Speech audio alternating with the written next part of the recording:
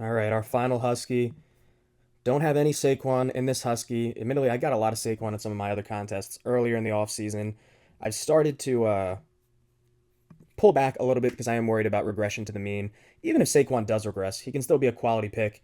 And especially in a tournament format, as long as Saquon isn't injured for an extended period, as long as he puts up a solid RB1 season, if he breaks off like a 30-point game in 17, guess what? Saquon can be a very worthwhile first round pick. You don't need Saquon to be a 400-point running back this season. You just need him to not be a deficit to your team in terms of regression to the mean, total volume wise or from an injury perspective. As long as he doesn't do that, Saquon is still a great pick because he's still going to offer you ceiling 15, 16, 17. Hopefully, we can hit on that ceiling with him.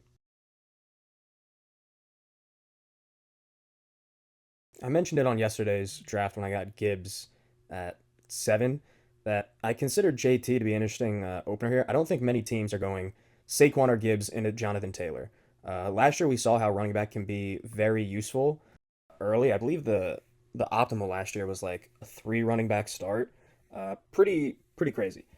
I am not banking on that being the optimal. This is optimal for BBM, by the way, not necessarily this small contest Husky. But I think taking JT here is a very quick, easy, and relatively efficient ADP wise to get an immediate unique angle. I sincerely doubt that a lot of teams are going Saquon into JT, and I'm more than happy to be able to work in hopefully Travis Hunter later to mini stack JT. We can easily get some Buffalo later for Saquon, so all very happy things for me. At this pick 30, Allen is fairly enticing here if we get him. If any of the players above him are there, though, I think I will just take the ADP value. Garrett Wilson was going to be the only one. I mentioned him yesterday after taking him. I don't love Garrett Wilson this season, but I mean, I said it before in regards to Chuba Hubbard. I think a big part of fantasy football, really anything in life, is being smart enough to know that you don't know everything. Uh, I think the reality here is we may just go Saquon Hurts. Could be a good angle. I think T. Higgins is just one, a really great wide receiver. Also opens up an interesting late Arizona thing. Could maybe take a third running back this early in Connor and have some value. Regardless, T. Higgins, from a points per game perspective last year, was fantastic. Cincinnati's going to still throw the ball a ton this year. The defense did not markedly improve. They're going to have to throw the ball a lot to stay in some games. So I'm more than happy to take Higgins. Even if we don't get Josh Allen, we may be able to take Hurts and just be fully, Philly goal line focused. They still should be a great offense. And Hurts does give you a little bit of leeway there if Saquon happens to be out. I mean, Hurts will either be throwing the ball more or he'll likely be the one getting the goal line tush push into the end zone. So more than happy to maybe take Hurts. We could also, potentially punt it further down. Now that we have Higgins, does open up maybe a Burrow play there. Just something to consider, not something I'm going to hard force by any means, though. I mean, yeah, I'm just gonna take the ADP value on running back here, and we'll be pretty set at running back for most of the way. Not really gonna be revisiting it. We'll likely end at 5 running backs, taking 2 moderately later ones. In these Husky drafts, you do see some of the mid to late round running backs fall a fair bit. More than happy to take Kyron. I love Kyron. We can work in something like Pitts later, something to get a small mini. But yeah, this is this is just an ADP value I can't really pass up. Definitely a. I don't usually take 3 running backs by round 4, but hey, when you talk about getting a little unique, there it is. We're definitely gonna have to go heavy on wide receivers with our next couple picks to get it going there, and likely do some later tight ends. I will queue up Pitts and some other stuff, but I'm happy so far. This is certainly unique. Devonta is tempting, a lot more tempting had we gotten Hurts somewhere along the way. I think I'm just going to take Travis Hunter. Has a fairly high ceiling in a Liam Cohen offense. Still getting him close to ADP. Plays into a mini with JT, and we'll continue to build out these wide receivers as we go. You'll see I queued up Jerry Judy. Spoken about Judy before. The short of it, especially in a wide receiver needy team, Judy offers a ton of stability given that the Cleveland Browns are going to throw the ball a ton. 2 seasons ago, they were top 5 in passing attempts. I can't remember the specific number. Last year, they were first in passing attempts. Across both those seasons, they had poor quarterback play. That means one thing. Regardless of how poor the quarterback play gets this year, they're going to be throwing the ball a fair bit. Jerry Judy's been a great beneficiary of that, along with Njoku. Njoku a little bit more with Flacco playing, but I think Jerry Judy is safe. He'll be consistent. And on a team like this where we really need a lot more stability at our wide receiver room, I love Jerry Judy. Judy is off the board, so we have an interesting discussion here. I don't love Debo, but he does have a game with Philly 16 to kind of justify it. I do worry about, you know, Debo at this stage of his career. Okay, I don't know what outcome we got there. Panicked me for a little bit. I do have my concerns with Debo. I mean, if I doubt McLaurin's gonna get traded, but there is some benefit there if he does. Debo not great. I would have really preferred Jerry Judy, but given that he plays 16 against Philly, hopefully give us a push there. Washington should be a pretty efficient, good offense again this year. I do think there's a decent likelihood that Debo will get some running back reps. I think the team is massively in love with either Eckler or B Rob. I don't think like neither of their positions are in super of a threat. But I think Debo will work his way around the position. Hopefully, get some gadget TDs here and there to provide a decent bit of value for us. If Juwan Jennings is there at the next pick, I'm going to buy into the injury scare. I think I have no idea when he'll be back, how serious the injury is. But if I can get him at 78 and he plays by week 2, I think it's more than worth. If he isn't there, Shakir is definitely a fine pick. Plays into our Philly 17, so I'm more than happy to take him as well. Shakira, Shakira, welcome to the team.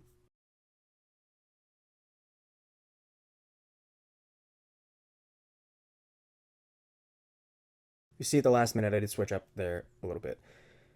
I was thinking Mixon's the play. However, I honestly want to see how much farther he'll fall. And two, I've already gotten a fair share of Mixon in this contest. Mostly everyone that drafts Mixon here is going to be drafting him in this window. I already have exposure to that. If he does play week 1 and have a full season, I'll have teams that vastly benefit from it. I do think I like Mixon does raise ceiling a fair ton. But like I think the true benefit of Mixon here at late ADP is if he plays and you're a running back needy team, you like your floor massively increases in your running back room.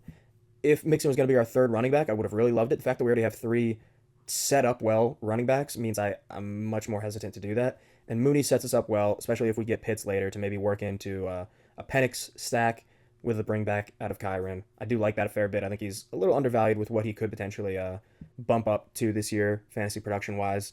That being Penix with the weapons that he has around him. I'm happy to just take Ayuk here. We'll certainly increase our end of season ceiling, and you're getting a small ADP value out of it too.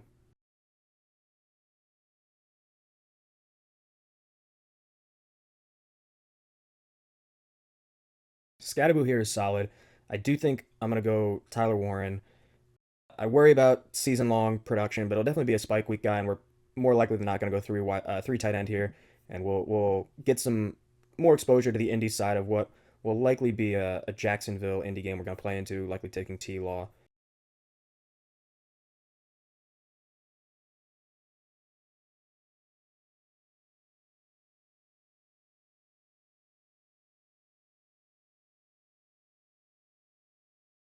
We got Penix. That's sweet. Hopefully we can get lucky and net Pitts at the next pick. Sweet, got Pitts. Love to see it.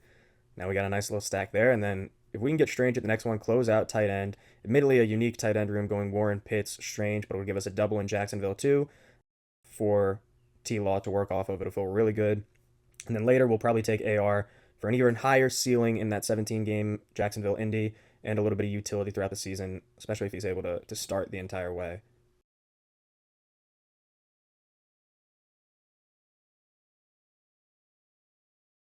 I'm just going to take the value on Garendo here.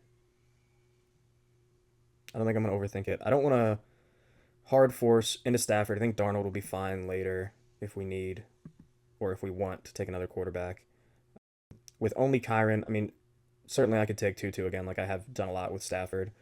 Um, and there would be some value to that. Very surprised by how early AR went. Very interesting pick. I don't think the guy had to make the pick there at all. Maybe it was an auto one that I wasn't paying attention to. If we see Stafford fall to the next pick, I'll probably just take him just because I think he's better than Darnold.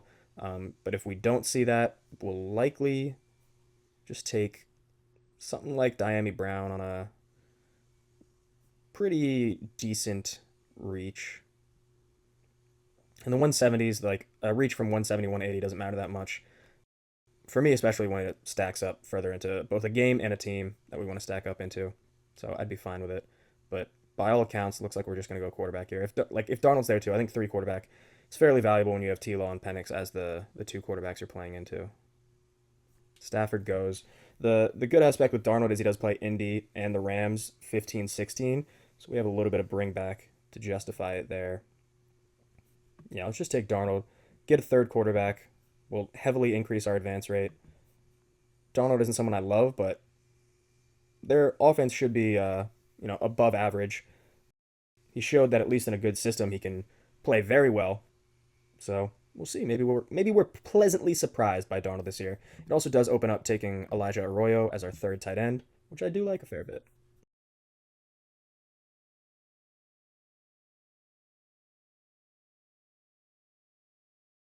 Gasecki's great. I mean, don't get too worried about the presence of Noah Fant. But regardless, I think I'm gonna go Diami Brown here. Admittedly, hasn't proven much of himself so far in the NFL. I don't think Diami Brown is someone I'm ever taking if I don't draft T Law.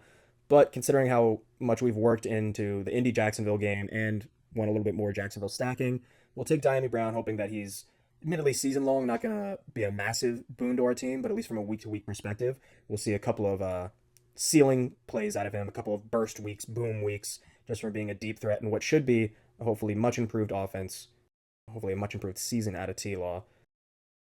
And we get Elijah Arroyo. Again, Gasecki's great, but considering we don't play into any Cincinnati at all, apart from T. Higgins, have no Arizona bringback, at least with Seattle, we do have the two games leading up to 17 to get it. And I think Arroyo offers a fair bit of upside. Again, he's a player like similar to Diami Brown.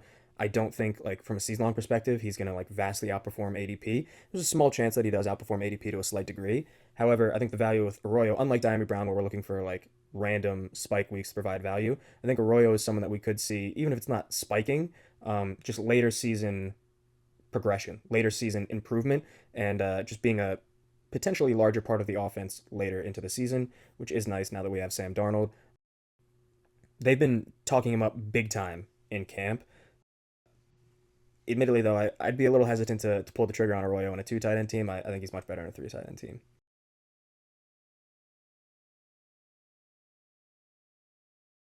Four tight end is never the move, so like we are never taking Gasecki here. But it just amazes me how much that headline is pushing people off. Cincinnati just gave Gasecki a 3-year extension. You think they're not going to be throwing him the ball still? Like it's absurd. I do think we'll go Lloyd. He's the higher handcuff. I considered Giddens here, but I think the value for us isn't necessarily Giddens filling in for JT in an injury filled week. I think it's more so like the ADP outperformance if Marshawn Lloyd does sub in for an injured or just they give Lloyd a little bit more role than people expect. I think that's the higher value outcome. Maybe if we were at like 6 running backs instead of 5, I think Giddens is more than fine, especially given the fact that we have Saquon, JT, and Kyron. Even if Taylor is out for a couple of games, like I feel fairly confident in Kyron and Barkley to get it done. Now, granted, if Taylor is out in like 9 or 8, we face some pretty significant struggles that Giddens would help with more. So you could argue it either way. But the one benefit here is, at least from our advance rate perspective, nobody drafted Giddens. So we at least know if JT's out, we're not missing out on any value that someone else is picking up on. So that's this draft. I mean, very rare that I'm taking 3 running backs by round 4. But I mean, hey, when you're giving me Kyron at that kind of value and a player that I already like, I'm gonna do it. So I'm pleasantly surprised with how this one turned out. Appreciate you tuning in. Hope you're back tomorrow and the day after and the day after and the day after. We'll be doing a best ball draft a day every day until the season starts, whether that be a stream or an uploaded video. You will be getting a draft every single day until the season starts. So I hope you're here with us for the rest of the journey until the season begins. Hope you draft well, stay safe, be good, peace.